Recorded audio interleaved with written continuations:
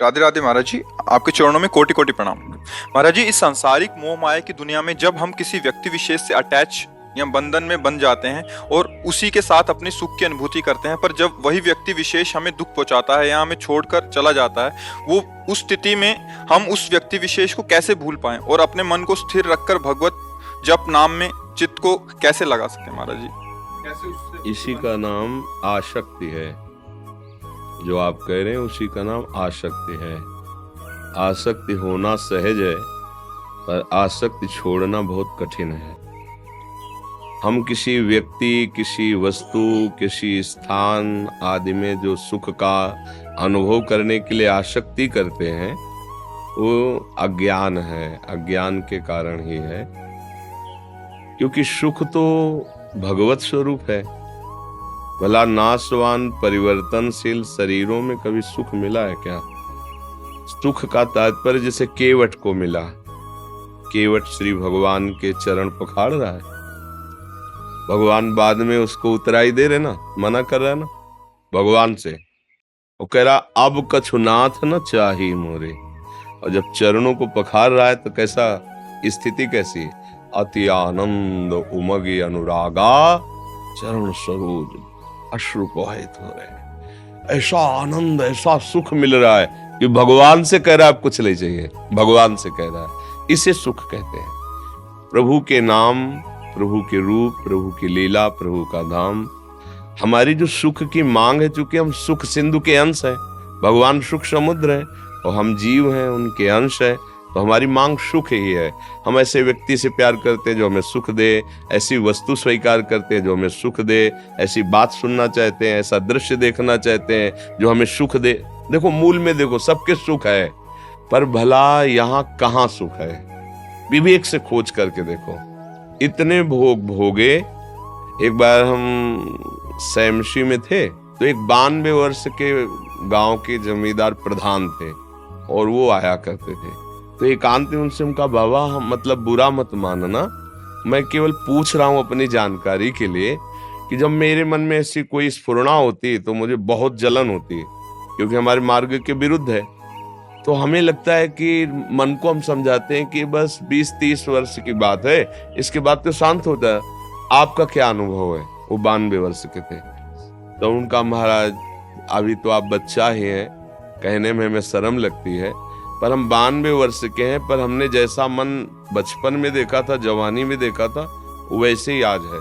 मैं योग्य किसी के नहीं हूं, पर मन की दशा वही। अब हमको भयंकर भय लगा कि इस मार्ग में मुझे इस पर तो विजय प्राप्त करनी पड़ेगी, ये अवस्था के अनुसार तो नहीं जाएगा। फिर परमहंस श्री स्वामी ओंकारानंद जी महाराज ब्रह्मलीन महापुरुष थे, उनसे फिर प्रश्न किया कैसे इस पर विजय प्राप्त की। फिर उन्होंने साधन पद्धतियां बताई गुरु कृपा से। तो ये जो हम सोचते हैं कि इन भोगों के भोगने से सुख मिलेगा, सच्ची बात देखो, आप लोग तो गृहस्थी में हो, कहाँ आपको ऐसा लगा कि अब कृत्य भयो मैं, हे नाथ आज मैं तृप्त हो गया, अब नहीं चाहिए।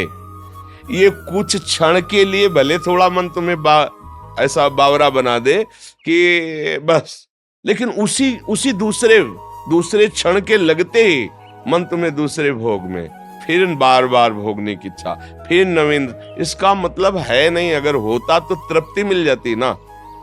तो हम अगर किसी व्यक्ति से या वस्तु से, आप तो व्यक्ति की बात कर रहे हैं, कितने ऐसे नशेबाज लोग हैं जो कहते हैं मैं ये नशा नहीं छोड़ सकता, इसके बिना मैं जी नहीं सकता।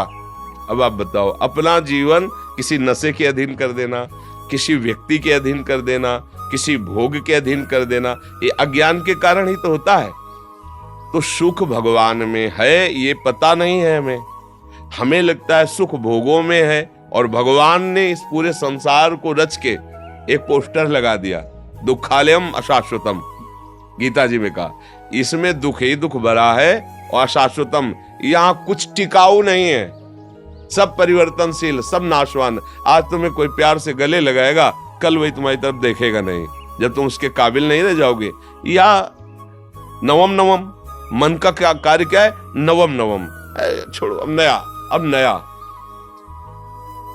सुधार करो, प्रभु का नाम जप करो और प्रभु से प्रार्थना करो। देखो हमारी मांगे क्या है? हमें कोई सुंदर रूप मिले, सुंदर रूप, टिकाऊ होना चाहिए, और मेरा वो मित्र हो ऐसा जो मेरे लिए प्यार करे, केवल मेरे लिए प्यार करे, और मैं कभी उससे बिछड़ू ना, और वो सदैव मुझे सुख देता रहे। ये सबके मन में है, सबके मन में है। और सही दिशा ना होने के कारण हम उसे धन मान लेते हैं, हम उसे पुरुष मान लेते हैं, हम उसे स्त्री मान लेते हैं, वस्तु मान लेते हैं। ये सारी की सारी बातें भगवान में है। उनका रूप अविनाशी, और एक बार जिसे भगवान स्वीकार कर लेते हैं उसे कभी छोड़ते नहीं, और भगवान सुख देते हैं, उनको कुछ चाहिए नहीं। तुम्ही को तो सब कुछ दिया है उन्होंने, तुम्हारा क्या चाहिए? तुमको तो दिया है उन्होंने, तो दियम वस्तु गोविंदन तुभ्यमेव समर्पय, बस इतनी बात है। अगर आप संसार के किसी व्यक्ति वस्तु स्थान में भगवत भाव कर ले, फिर आपको आसक्ति नहीं होगी, क्योंकि आपने पहले ही भाव कर लिया था कि प्रभु मेरे इस रूप में है, तो वो रूप बदल जाएगा, लेकिन प्रभु तो आपके रहेंगे ना, वो संभाल लेंगे। हम लोग प्रभु भावना करके जो वस्तु व्यक्ति में फंस जाते हैं, तो वही फिर हमारे आगे जन्म का कारण होता है। अगर हम स्त्री रूप में फंस गए तो अगला जन्म स्त्री का, पुरुष रूप में फंस गए तो पुरुष, हिरन में फंस गए तो अगला जन्म हिरन का हुआ ना। तो इसलिए हमें सावधान रहना चाहिए। पहली बात यह कि मेरा कोई नहीं है, पक्का नहीं है। जो मुझसे प्यार करता है वो अपने लिए प्यार करता है, मेरे को अपने लिए प्यार करता है। जिस दिन उसको अपने लिए घाटा समझ में आएगा ना, वो ना गुरु मानेगा, ना संत मानेगा, ना प्रिय मानेगा, ना पूज्य मानेगा, छोड़ देगा। है ऐसा कि नहीं है? फिर सांसारिक संबंधों की तो बात जाने दो। तो इसलिए जिन्हें स्वीकार करने पर कभी आज तक किसी को घाटा नहीं हुआ, वो है श्री भगवान, श्री किशोरी किशोर जी, लाडली लालजू। अब मान जाओ, जब आपको पता चल गया है कि सब स्वार्थ का स्वरूप है, तो उसके लिए मत रो। अब ऐसे वर को क्या वरू जो जन्म में मर जाए, ऐसा वर वरू चूड़ लो अमर हो जाए। वो है श्री गिरधर गोपाल जी और श्री कृष्णचंद्र मीरा जी कह रहे हैं, मेरा तो चूड़ला अमर है, मेरा सुहाग तो श्री कृष्ण है।